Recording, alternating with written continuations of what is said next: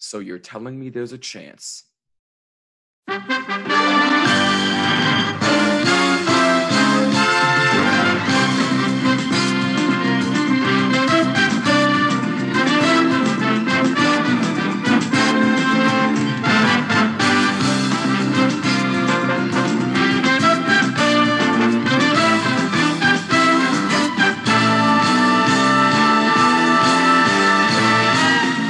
What is up? This is the Bottom Line Podcast. I'm Jimmy Finizzi. I hope you're doing well. As always, thank you so much for taking some time out of your day to take a listen. I really do appreciate it. Before we get started, questions, opinions, Twitter and Instagram at BottomLineWMCX. Use the hashtag BottomLine. Don't forget to leave a voice message on the Anchor app or at Anchor.fm. And if you're watching on YouTube, please leave a like and a comment down below.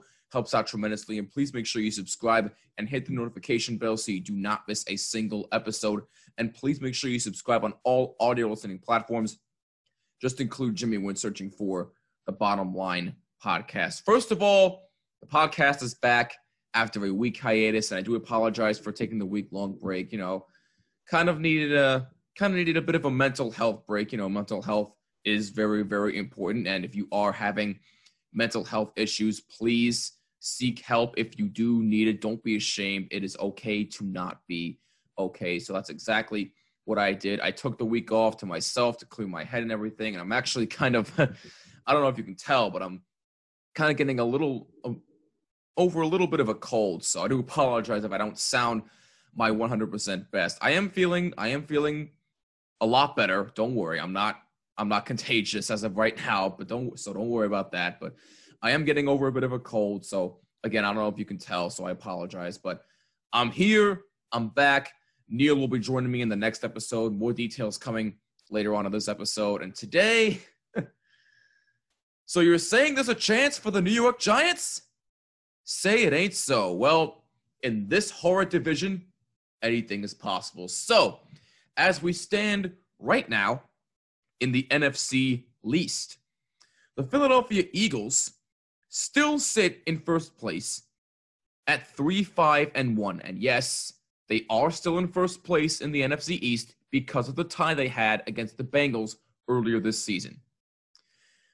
The New York Giants, all of a sudden, are 3-7 and are in second place in the NFC East. The Washington football team is 2-7. They're in third, and the Cowboys are in last at 2-7. And look, Neil and I have already made the argument that the Giants are not a playoff team. We still don't think they are. But to be 100% honest with you, the Giants seem to be the only team in that division right now that's trending up. They're going in the right direction right now, and you got to give Joe Judge a lot of credit for that. He has done a tremendous job with this team. You can tell his players want to play hard for him. They believe in what he stands for, and they don't give up on him. They know what he stands for. They play hard. Look, I'm not going to automatically say he's a Bill Belichick disciple and it's all going to work right away. We still got to give it time. But so far in year one, Joe Judge has done a tremendous job. He is absolutely the right coach for this Giants team. And Jason Garrett, yeah, I know some of his play calling has been questionable, but he actually has done a pretty decent job as the offensive coordinator as well. And the rest of the coaching staff has done a pretty decent job as well. So I got to give Joe Judge and that coaching staff a whole lot of credit for a team who we were talking about might have a chance to get the number 1 and number 2 overall pick when they were sitting at like 1-7-ish or somewhere along those lines. We were talking about their defense being so historically bad, and now all of a sudden they're really, really solid. James Bradbury being probably their best defensive player right now, and Blake Martinez has been great. Leonard Williams actually has looked pretty solid in a few games, so you got to give the defense a lot of credit. And I know the offense, they don't have Saquon Barkley for the rest of the year, but so far that doesn't seem to be a problem because Wayne Gallman has stepped up and looked really, really good. He's been running the ball very, very effectively. So their running game has actually been really, really good And, like I said before, the Giants seem to be the only team that's trending up in the NFC East. I mean, you look at Washington, they're just bad. But I will say this about Washington. The Alex Smith story continues to amaze me. I mean, the fact that he went out there this past week for his first starting job for the first time since 2018, November of 2018, actually. So I think almost exactly a year ago, or 2 years ago, actually, when he had that gruesome leg injury where, no joke, he actually almost died because of that injury. And the fact that he was able to go out there, start his first game for the first time in 2 years, and throw for almost 400 yards and almost led his team to a comeback win, that says a lot. So, well done, Alex Smith. Well done. Well done. It really is an amazing story, and I really, really hope that, I want him to be careful, of course, but I really wish him nothing but the best. I really want him to succeed. And if he decides to retire after this year, or maybe in a couple of years down the road, I'll totally get it, because you don't want to risk that type of injury again. But Alex Smith, heck of a story. Congratulations to him. But other than that, though, the Washington football team is just bad right now. The Cowboys, I mean, my goodness, what the heck happened to them? They are just on a path to nowhere right now. They don't have a quarterback legitimately, because Dak Prescott is done for the year. Dalton is still in concussion protocol, and he's on the COVID-19 reserve list. Ben DiNucci, I don't even know who the hell he is. I don't even know who their fourth-string quarterback is. That's how irrelevant that is.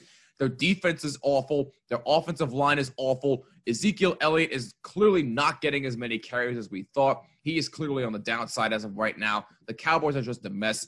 And Mike McCarthy, he is in a world of trouble. I will not be surprised if he gets fired after the season. Would I think that would be unfair? Yeah, it would be unfair. But you know what? Considering the expectations that the Dallas Cowboys had this season, it wouldn't surprise me one bit. So, Mike McCarthy, Dallas Cowboys, get your heads out of your asses, because you guys have a whole lot of work to do. And when you look at the Eagles, what happened to the Eagles, man? I mean, the Eagles are just in a free fall right now. I mean, you look everywhere across the board. Doug Peterson has not done a good job coaching this team. It's his, what is it? His fifth year, I think, coaching the Eagles. Somebody correct me if I'm wrong on that. I forget how long he's been coaching the Eagles. But Doug Peterson has not done a good job. Their defense is bad, especially in their secondary. There was no protection for the quarterback on the offensive line. And listen, speaking of the quarterback, you want to talk about quarterbacks who are turnover prone. We talk about Daniel Jones being turnover prone, and he is, don't get me wrong. But we want to talk about a quarterback who's turnover prone. Look at Carson Wentz. I mean, my God. Now, granted, he did not give the ball away against the Giants. We'll give him that. But this guy, this is his fifth year in the National Football League. And, I'm not saying he's a terrible quarterback. Carson Wentz is nowhere near a terrible quarterback like Max Kellerman's been saying. I don't buy that whole garbage with what he's saying about Carson Wentz. He's not. And he is not the reason why the Philadelphia Eagles are in a free fall right now. Now, he's a minuscule reason because he needs to stop turning over the ball so much, especially with the boneheaded interceptions and fumbles. But even still, Carson Wentz is a minuscule issue as to why the Philadelphia Eagles are where they are right now.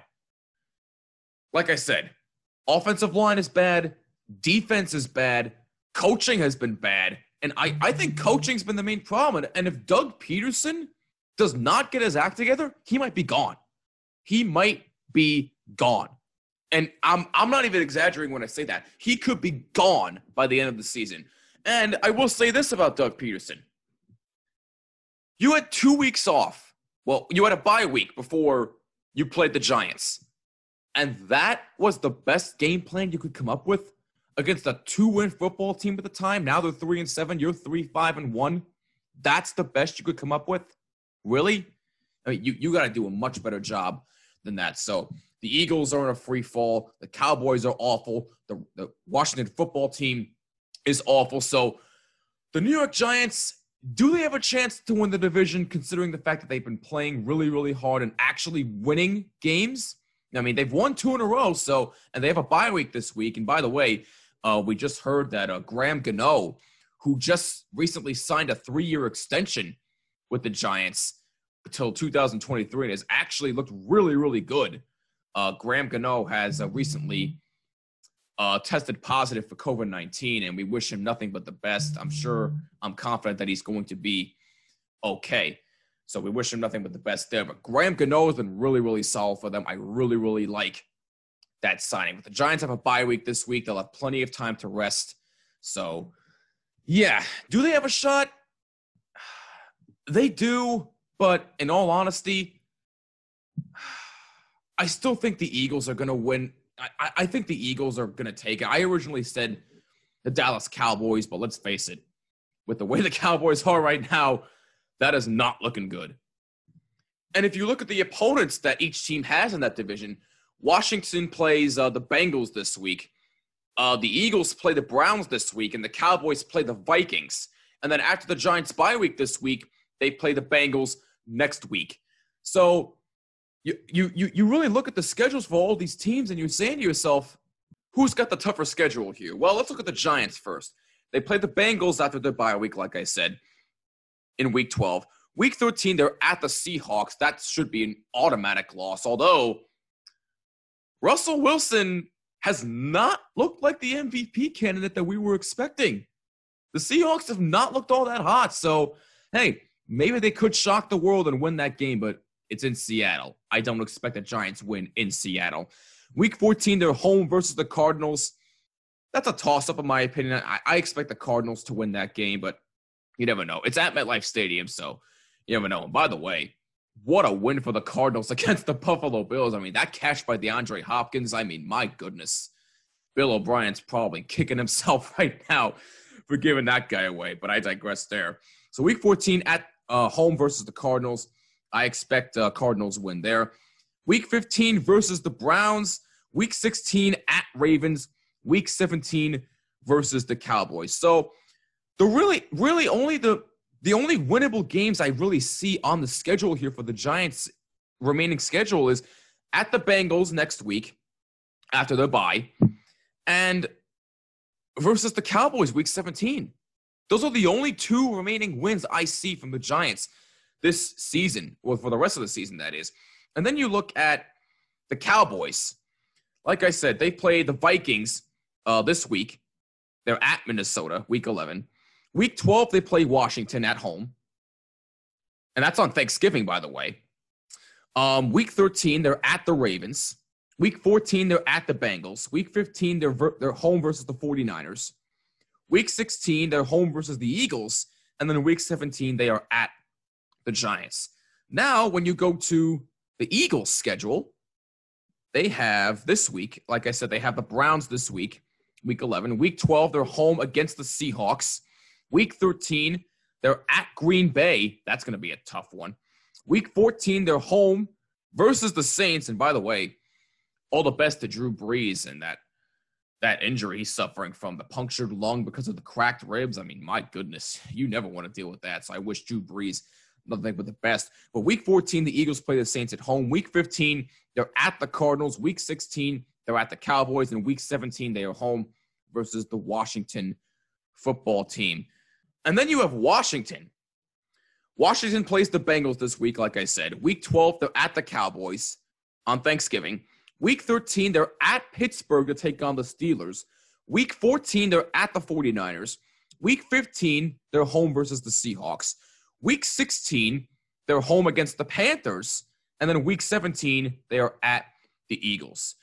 So I think all those teams' schedules are pretty even. It's really tough to say which one is tougher, at least in my opinion. Someone can tell me which one is tougher, but look, the Giants could easily go 6-10, 7-9 and win the division. I'm not denying that's the case. Do I think it's going to happen? No.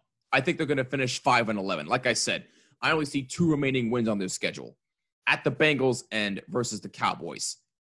So 5-11 is where I see them finishing. Heck, with a little luck, maybe they just might get a wild card spot. Who the heck knows? But that's not going to happen either.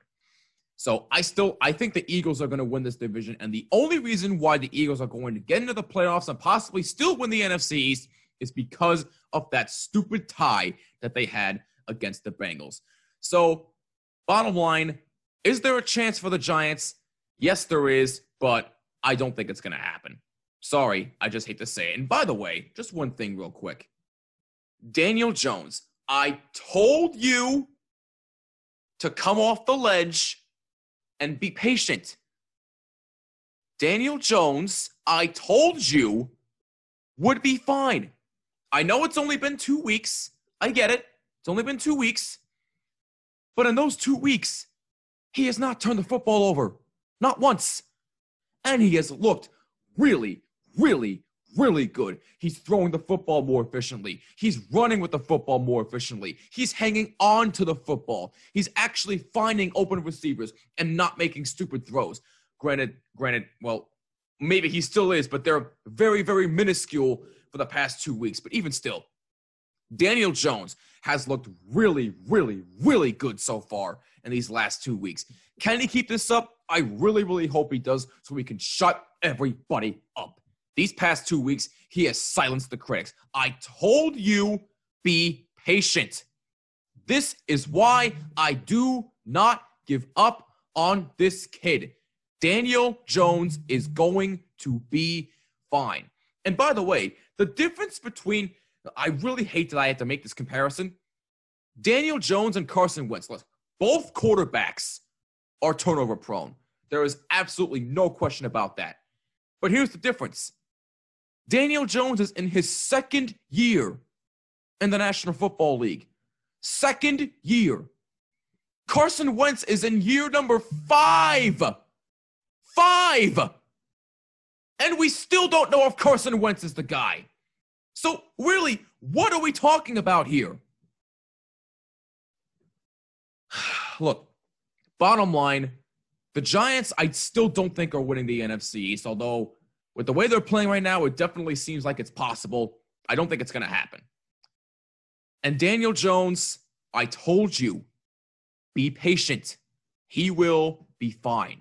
And for the last 2 weeks, he has been really, really efficient for the Giants. And on that note, that'll wrap it up for this episode of the Bottom Line Podcast. If you have any thoughts on anything I discussed, let us know on Twitter and Instagram at BottomLineWMCX. Use the hashtag BottomLine. Leave a voice message on the Anchor app or at anchor.fm. And please leave a like and a comment down below. Helps out tremendously if you're watching on YouTube. And please subscribe and hit the notification bell so you do not miss a single episode. And please make sure you subscribe on all audio listening platforms. Just include Jimmy when searching for this podcast. Excuse me. Like I said, I'm getting over a little bit of a cold, so I apologize. But anyway, though, that'll wrap it up for this episode. Neil will be joining me in the next episode, and we will have a very special guest. She is my good friend, Miss New Jersey International herself, Jacqueline D. Pasquale. That's right. We will be having her back on the podcast. We will be talking to her about what she's been up to in regards to her pageant work recently. We'll be talking about her own podcast, 1 and 5 from Bullied to Healed. And, of course, we have to bring up the New York Jets. She is a Jets fan, and I'm sure Neil is going to rip her a new one for being a Jets fan. But stay tuned for that episode coming this week. It should be a lot of fun, and we thank Jackie for coming on in advance. I'm Jimmy Finizzi. This is the Bottom Line Podcast. See you in the next episode. Peace out.